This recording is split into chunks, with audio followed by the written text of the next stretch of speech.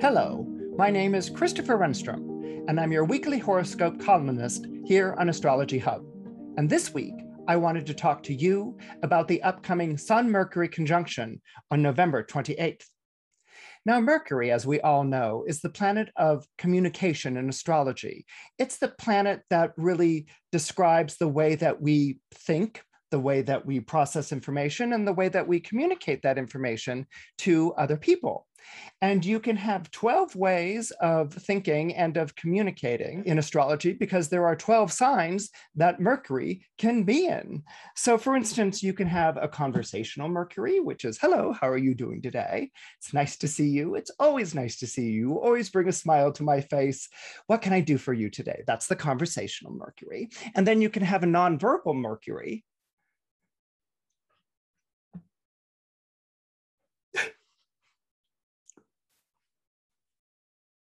And then you can have what we call stenographer Mercury. Well, that's interesting that you should say that because that's not exactly what you said at 2:35 p.m. on November 1st. I strictly remember that on 2:35 November 1st, you voiced an opinion in which you might have thought, and then it goes on and on. Okay, so you can have all these different ways that Mercury can behave, all these different ways that Mercury can communicate, all these different ways that Mercury thinks. It's a relationship to knowledge, opinion, a fun fact, a footnote. These are all going to be ruled by the planet Mercury. Now, when Mercury is in the zodiac sign of Sagittarius, that can be a little adventurous, okay? Because this is what I kind of call the evangelical Mercury. This is a Mercury that gets very excited and very excitable. It's full of these ideas and it's full of these opinions, and it really wants to get people super duper excited about them. And it can even sort of race around like a child who's had too much sugar, like too much gumdrops or something like that, and has to work out the sugar high or something like that. So you may experience this week a sudden like surge of excitement or a sudden surge of maybe even a sort of spaz surge where things blurt out or you have to do things all of a sudden and you're absolutely irrepressible. And that can be a lot of fun, but it can also be a little bit much if you're not careful. Now, why would I say such a thing like that? Well, Mercury in Sagittarius can be very, very like, I have to talk now. I have to speak up right now. I have this opinion that everyone needs to know about now, okay? And what makes Sagittarius different from the other fire signs is its zeal, okay? So Mercury in Sagittarius, as I said, could be irrepressible. I'm going to confess something here. I have my Mercury in Sagittarius, and I was known for doing things like, raising my hand up in school, and the teacher would be like, okay, I just like called on you 15 minutes ago or whatever. I'm going to call on Billy over here, And so it'd be like, like this, and the teacher would like, okay, Billy, you see the dinosaur up at the chalkboard. What is the name of that dinosaur? Can you name it? And Billy, who was non-committal, would be like, I don't know, a brontosaurus. And I would be like, Tyrannosaurus Rex, stupid. So that obviously got me into a lot of trouble. I mean, obviously it didn't put me in good standing with Billy, but that was usually ended up the period of time where I would have to like be asked to leave the room or run a couple of laps around the track or something to sort of work out that extra energy. And so this is what Mercury in Sagittarius does. It has this extra energy where it just has to sort of erupt with what it has to say because it's just so excitable and just everyone needs to know. And Sagittarius does everything big and it does it very loud. Mercury in Sagittarius is also in its detriment in Sagittarius, okay, meaning its planetary dignity is one of detriment. Mercury wants to be in a sign that it rules, Gemini or Virgo. These are much more cerebral signs, much more intellectual types of signs. Whereas when Mercury shows up in a Jupiter sign like Sagittarius or Pisces, it gets a little carried away. It gets a little bit carried away. Okay, the fish stories grow bigger, the references become more vague, and particularly Mercury and Sagittarius, I've seen this on a couple of occasions, can have this kind of like drive-by relationship to commentary. It can be like, well, that's what I think, that's what my opinion is, and you can take it or leave it. And if someone's like, well, I'm not really sure, I'm just leaving this conversation. Obviously, you're picking around and getting into particulars or whatever, and I'm leaving this conversation. And that's very different from Gemini, because Mercury in Gemini is very engaged in the conversation. It's really curious. It really wants to know what the other person has to think. But Mercury in Sagittarius can be a little bit, like, this is beneath me and I'm over this conversation and I've moved on to the next idea and I think you should too. All right. So why is this so important? Why am I going to be talking to you? Do I want to talk to you about a Sun-Mercury conjunction in Sagittarius?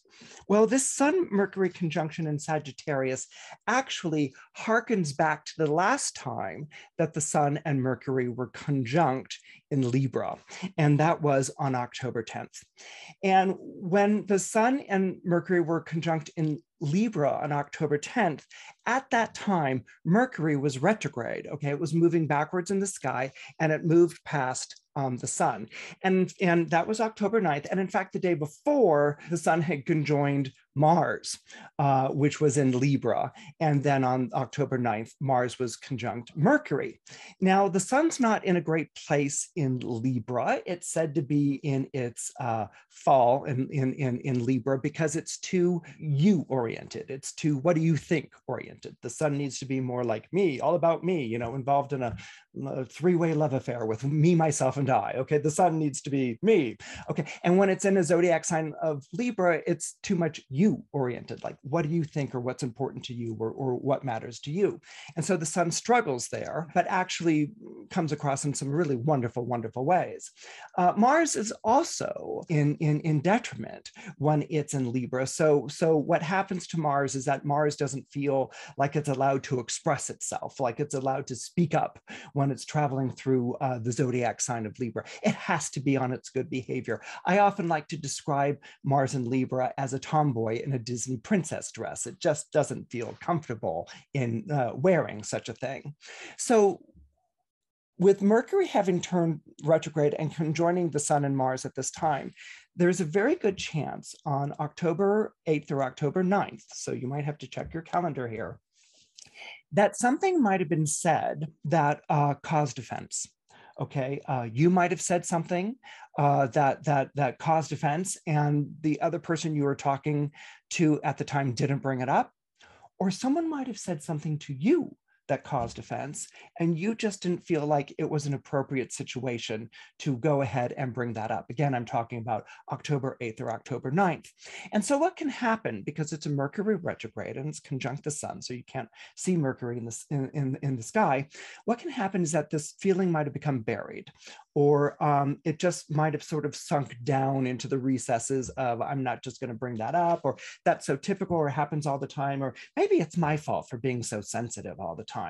But it's stayed there, okay? It hasn't really moved on. It's kind of stayed there. Now, not really like a grudge that it festers or anything like that, but it's just kind of like stayed there. It's kind of stayed there in what we could kind of call a trigger, okay? It's something that hasn't been addressed.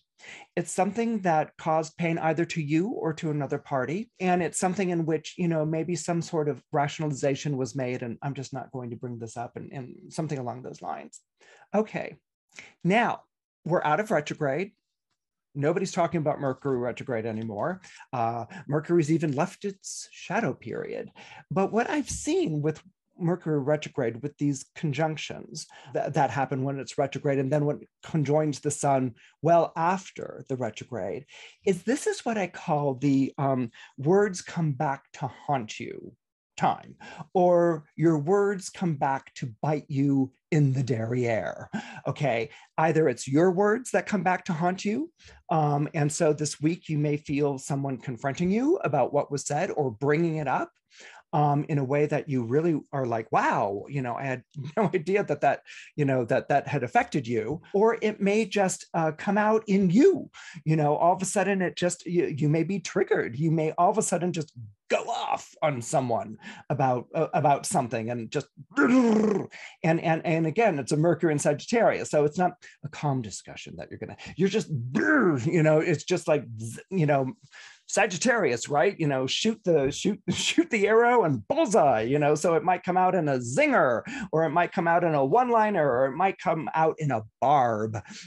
Barb is a really good word for Mercury and Sagittarius, because you get that arrowhead from the Sagittarius, right? So it might come out, and it might be totally unexpected. You might even be like, oh my goodness, or the other person might be like, oh my goodness. Oh, and so what you may find yourself having to deal with this week is accountability and an apology. Okay, two things that don't necessarily rest well with Mercury and Sagittarius, and two things that can be kind of awkward to talk about. Now, having been born and raised and lived my entire life with Mercury retrograde in my horoscope, I've gotten pretty good at apologizing. And I want to talk to you about that. Apologizing, as in owning up, as in saying, wow, I'm sorry, I messed up. Okay. And this is something that's really, really important. And it's something that we're not too good at in society. I'm not even saying I'm that good at it. Okay. I mean, but I've been making a point of working at it for a number of years, because when you have a Mercury in Sagittarius, boy, do you have foot in the mouth disease. Okay. So you work at it. But the thing is, you may find yourself in a situation where you may have to apologize.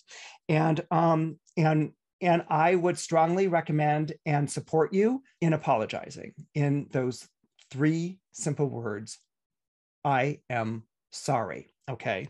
And it's very important that it be a real apology, and not one of those fake-o apologies that passes for an apology these days. Okay. You can't say something like, I'm sorry that you feel that way. Okay. That's not an apology. Can you hear the difference? I'm sorry. I'm really sorry that happened. And I'm sorry that you feel that way. Hear it? That's not an apology. That's a putting it off on the other person. Or what's another famous one? Yeah. I'm sorry if I said something that offended you.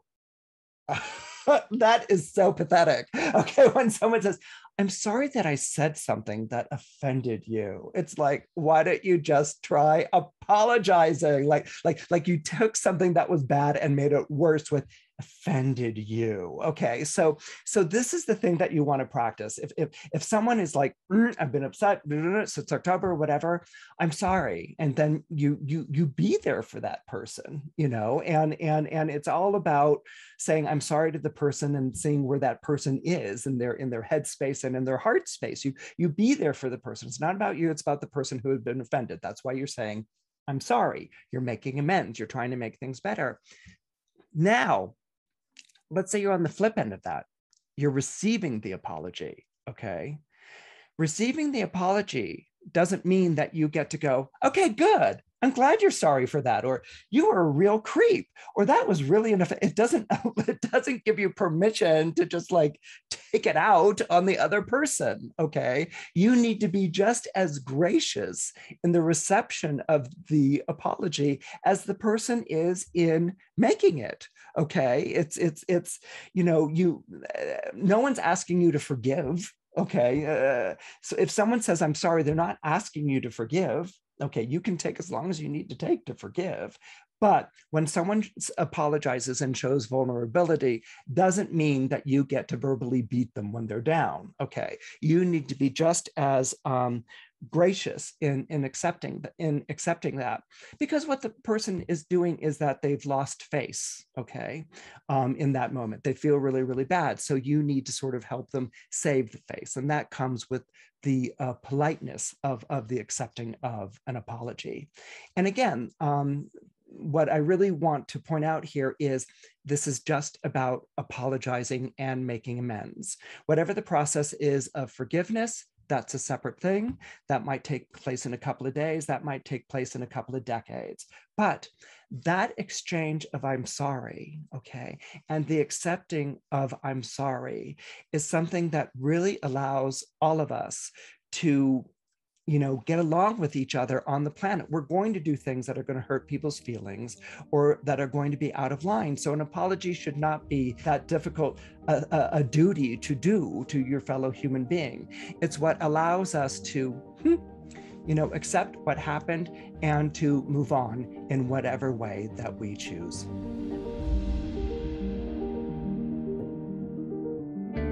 Are you looking for personalized guidance? Do you have questions about what you're meant to do and be in this lifetime? What you need in intimate relationships to really thrive? Or what major themes you'll be working with in the months to come?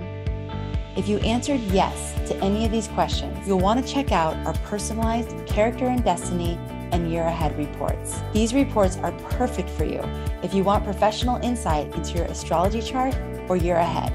Written by internationally renowned astrologer Adrienne Ross Duncan.